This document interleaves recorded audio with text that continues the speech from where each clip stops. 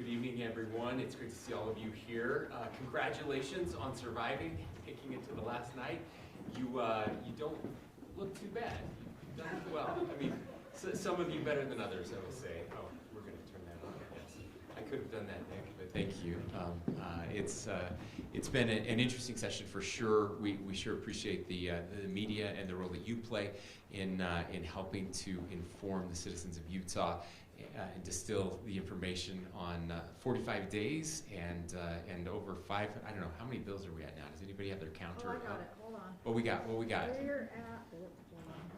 We 545. 545. Yep. Okay. If you take bills from both the House and the Senate, I think it's 862. That's total. That's it. What's the over/under? I mean, is anybody on No, tonight? we're not getting to 575. You don't think we're getting to 575? Nope. Okay. The speaker promised me we would not set a record this year, but that was like a month ago, and I wondered if he was going to go back on that tonight. So we're. I think I picked 561. And the Lieutenant Governor did like the Price is Right thing at 562. So we'll see how it goes. But in all seriousness, it's been I think I would say this has been a complicated legislative session. Several bills that were very complex, big issues that the state is facing, and yet I tell people to judge the session by what passes and what ends up in the final version of those bills. And I feel with a couple hours left that I can say it has been a successful session. We're very proud of the work that the legislature has put in. There's some very big issues that we care deeply about that we were able to get done. I've had a chance to talk to some of you, and I know I'll be doing some live shots with some others of you. But our number one priority this legislative session was housing attainability, and trying to make get home ownership within reach of our kids and grandkids. Again, we have a very bold goal to stimulate and help create 35,000 starter homes for the citizens of Utah over the next 5 years. And this was successful beyond our greatest hopes, honestly. Getting the Treasurer's investment fund bill passed with $350 million available to help us now with low interest loans, short-term low interest loans for builders, as long as 60% of the projects are under $350,000. This is going to be a big deal. We appreciate Steve Waldrop and his leadership in helping us get that across. This is the largest housing attainability project and funding legislative package anywhere in the United States right now, and so we couldn't be more excited about that. I also want to thank the legislature for their work on homelessness. This past week, we were able to get through several hurdles which will allow us to begin implementation of our statewide, the first of its kind, strategic homeless initiative to significantly increase the number of shelter beds that are available. Allow us to implement a new homelessness court that will help us to hold people accountable and give them options for treatment and service, and making sure that we are ending the unsanctioned camping in our capital city and other cities as well. We believe that this will help transform downtown and other areas of the state that have really struggled, and again, while being incredibly generous and helping those who are in need. And so I'm grateful for the legislature. They were willing to step up there. And so those were our two biggest priorities. Obviously, there are lots of other things. Education funding came in at a number that we'd hoped for. We were able to get a 5% WPU again. Education funding will come in at over $800 million in this budget. Several hundred million of new money, and so we're grateful that we're taking care of our students and teachers, and it's just been a really positive session. Obviously, there are some things that I don't like. I will save you the question. I'm not going to tell you of any bills I'm going to veto, but you're welcome to ask anyway. We have a lot of work to do. I have 20 days to review all 561 bills. We'll see what that exact number is, but we'll go through them thoroughly as we always do. I will inevitably end up signing some bills that I don't love, but that's part of the process as well. We've worked really hard and really closely with the legislature. We have a wonderful relationship. To their credit, when there's something that we struggle with, don't like, and want to see change, they're more than willing to engage with us to help make that happen. So with that, I'm happy to answer any questions you might have. I know you said you won't tell us which ones you are going to veto, but will you veto anything? I don't know that yet. I would say it's likely, more likely than not, that there will be some vetoes. That's usually the case. I think last year was a little bit of an anomaly, but certainly that's a possibility. The Lieutenant Governor did give me a new tie. I don't have it on, but it was a gift tonight, and it's a veto tie. It says veto in lots of different places, so we'll show it off at another time. Other questions? Were the Jazz on the verge of leaving downtown, and does the bill, SB 272, save them and keep them downtown? Yeah, I don't know that the Jazz were on the verge of leaving downtown, but I think it was a real possibility. I don't think that's a secret. I think that's been reported on, and I think if there was another place in another arena somewhere else, a new arena, that would have been really hard to do both of those. And to Ryan and Ashley Smith's credit, they have stepped up. I have to say that the narrative I think around these bills, both baseball and hockey, have been a little wrong. And again, this is no fault of anyone out there, but these projects are much bigger than those arenas and ballpark, the arena and ballpark. And I do think, Brian, that yes, this means the Jazz stay downtown forever. And what I say by this being so much more than that, this really is a transformational project.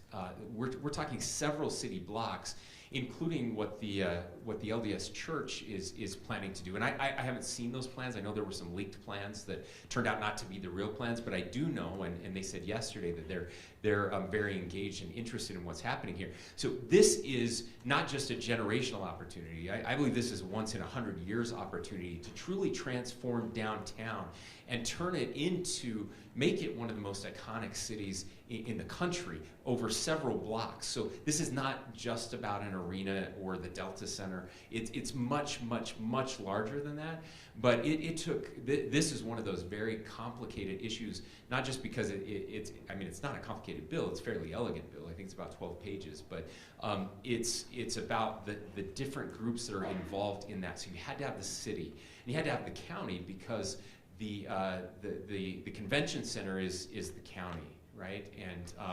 And so all of that coming together with Ryan and Ashley Smith and the Smith Entertainment Group, as well as the state and the role that the state plays in that, and then to do it with only Salt Lake City sales tax being at issue, and the legislature not issuing any new taxes on that site. That will ultimately be up to Salt Lake City if that's something that they decide to do and want to do. But I think it's truly remarkable and one of the biggest things we've ever done. And I think it will open the doors for some transformation down there that will make everybody pretty excited and happy, and certainly set us up well for 2034 when the Olympics come back. Do you think that this is just the first of perhaps many pieces of legislation? One of the things that we've been hearing is that, okay, we'll put this out there, we'll fix it if it needs to be fixed. Sure. Do you expect that? I do, yeah. Again, this is so complicated that it's kind of impossible to do in one shot and to negotiate over the course of 45 days. But what is in there is impressive. And I do think that the bones are there and the structure will work. We may have to come back and make some tweaks and some fixes, but both this and baseball, we were able to do this and protect the taxpayers in Utah. And that's a narrative that I think changed over the course of time. And maybe if you read the first story on this, you think, what is the legislature doing, spending billions of dollars on these two arenas when there's no money for homelessness? And that's not the case. That's not what happened at all. In fact, unless you live in Salt Lake City or visit one of these sites, you will not pay for this at all. The vast majority of Utahns will not pay any taxes at all related to these two projects, which is really impressive. And those numbers, I think, aren't fair distributions. Those are numbers over 20 years or longer. And so when you bring them back to today's dollars, we're talking about much smaller numbers. And there was more education funding and more homelessness funding than anything that was allocated by the state towards those two projects. And look, we've done tax increment funding on these types of projects for years. So that's not something new. The idea that in a project area, when there's new growth in those areas, that the addition would then go to those projects, that's not new, and it's really not that controversial. I think too many Utahns think that the legislature just wrote $1 billion check and handed it to a couple billionaires, and that's not what happened. But Governor, you have said in the past you don't support giving public money for stadiums. Yeah, I've said I don't support writing checks to billionaires, which is not what happened. No, that's exactly, you're right, and that's not the point I was making. The point I was making is we didn't give a blank check, but we still had to use taxpayer dollars, raise taxes in order to fund this area. Can you just square those things? Why Sure, yeah, again, absolutely. And that's why I think it's important to understand that this is bigger than an arena or a stadium. And so I've said all along that I support tax increment, and that's mostly what this is. Now there is a piece on the baseball with rental cars. And most Utahns don't rent rental cars in Utah, so this will mostly be paid from people outside. So I think I can square that pretty easily. Ultimately, Salt Lake will make the decision downtown, but again, all of that's not going to an arena. This is a much bigger project than that. And let me say this: even if neither of those buildings get built, okay? Let's assume that hockey doesn't come and baseball doesn't come. Now, I think they're both coming, which is transformational in and of itself. But let's assume that neither of them come. These projects both will be worth it, even if we don't have those. This is what we should be doing on the west side, which has been overlooked for far too long. We've used this type of investment all across the Wasatch Front, and yet never on the west side. Finally, the west side is going to get what downtown Salt Lake City has had for a millennium. I mean, forever, as long as we've been here. We have been here 1,000 years, but I'm being a little prolific here. So, but my point is that these are projects that we should be engaging anyway. I will tell you, the plan was after this session to sit down with Salt Lake City and Salt Lake County and look at how we could transform downtown Salt Lake City to get ready for 2034. We just did that. Well ahead of schedule. That was something we were supposed to start working on this summer, and this bill gives us the ability to do that. Now, ultimately, the taxpayers of Salt Lake City and the mayor of Salt Lake City and the city council will have to make that decision if it's worth doing this project, especially if it means keeping the Jazz here and a new hockey arena. But Salt Lake City, who just lost their minor league baseball team, the AAA baseball team, and was really struggling with that, to come out of this less than a year later and say, wow, we might have the NBA here forever, we might get NHL, and we might get Major League Baseball, and we get to transform downtown and actually make it a place where people can visit and walk and shop and enjoy their entertainment. That's a game changer, and I think the people of Salt Lake City will likely gladly support what they're given the opportunity to do. Please.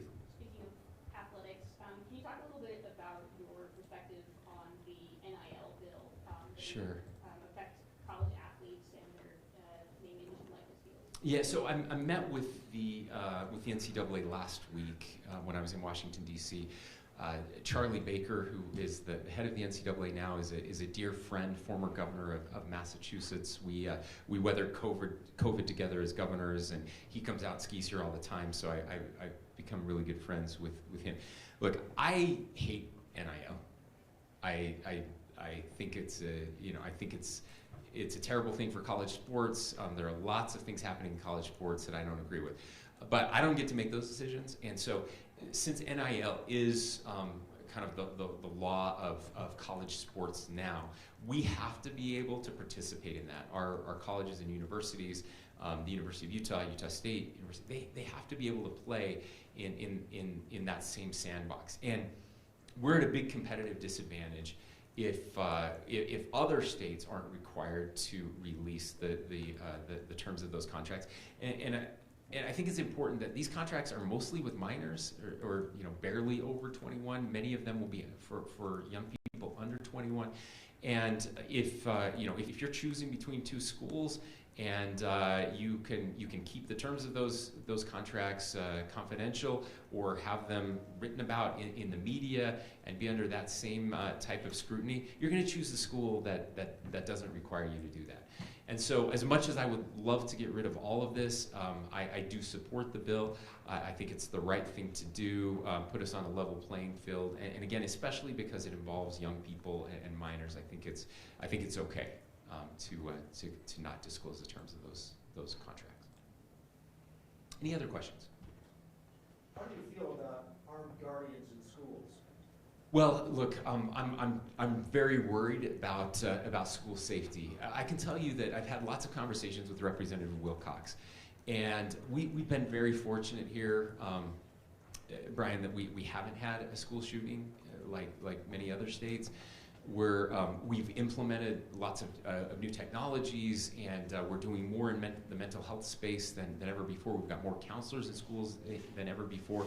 We have the Safe Utah app, the Safe UT app, which has been utilized where people can report a tip if somebody's brought a weapon to school. And I can tell you that we have intercepted weapons at the front door of schools. We have been able, because of the tips that have come, we've been able to stop young people and I believe save lives. And so we know we have to do more. Representative Cox has done more than anyone else in our state on this issue. He has traveled to schools. He's been to places where these terrible tragedies have happened. He's been to Uvalde and other places. He's worked with law enforcement officials all across the country who have experienced this firsthand, administrators and teachers, kids, families, people who were in the building, and came back tasked with helping us helping us devise the very best possible plan. And that's what he's done. And so I support it. I think there's a deterrent factor there that can be helpful. The ability to respond very quickly if the worst does happen and there is a tragedy like that. And we've got funding in the bill as well, maybe not as much as he was hoping for, but enough to get us moving in the right direction. And so I'm optimistic that we can make this better for our students and ultimately, again, hopefully never happens, but if it does, we'll be better prepared. Governor, we have our first live shot in a couple minutes. Okay. So just one last quick question. If you don't have one, that's okay too. What do you make of the move just earlier tonight where the Senate tried to swap a bill to ban pride flags in schools, essentially? So look, I'm grateful for the Senate. I think the Senate did the right thing. This isn't about the substance of the bill; it's about process. And if you remember last year, I wrote a first of its kind non-veto letter. It was a letter to the legislature, letting them know that I'm worried about process and that I had seen several bills where things like that had happened, and I think it's really important that we get the process right. And so this was a bill that had a process. There was a bill that had a process, and it failed. It didn't pass. And so in an effort to kind of circumvent the process, that they tried to bring that back. Now, regardless of what you think of the substance of the bill, I think there's some merit to parts of the bill, I believe strongly in process, and I think that was the argument that carried the day. That from what I heard, I didn't get a chance to see it. I was working on something else at the time, but the senator stood up and said, "Hey, it's the last night of the session. This bill has already failed. We haven't had any time to have a public hearing, a committee hearing." And that's not the way we should do business. And so you win some and you lose some, and when you lose, you come back next year, And so I think that's a fair process, and I'm grateful that they saw that and were willing to follow the process. I hope this restores some faith in the legislature and in the process. Again, I always say, judge the legislature by the bills that pass and not by the ones that don't. I think too often people who maybe don't understand the process see a headline or read a story about a bill earlier and just assume that it's passed. I still have teachers that are mad about a bill 2 years ago that never passed that they think did. And I hear that all the time. And so this is one where I'm just grateful for that. And to the bill sponsors, I would say, hey, come back next year and make the changes that you need to get your bill passed. And with that, we'll go ahead and do some live shots. So thanks, everyone. Good luck the rest of the night. I'm told it is looking like a midnight ending. Hopefully I'm wrong. Last year they interrupted this at about 9:20, I think, and I would love to see that happen again, but I don't think we're going to get that lucky. All right.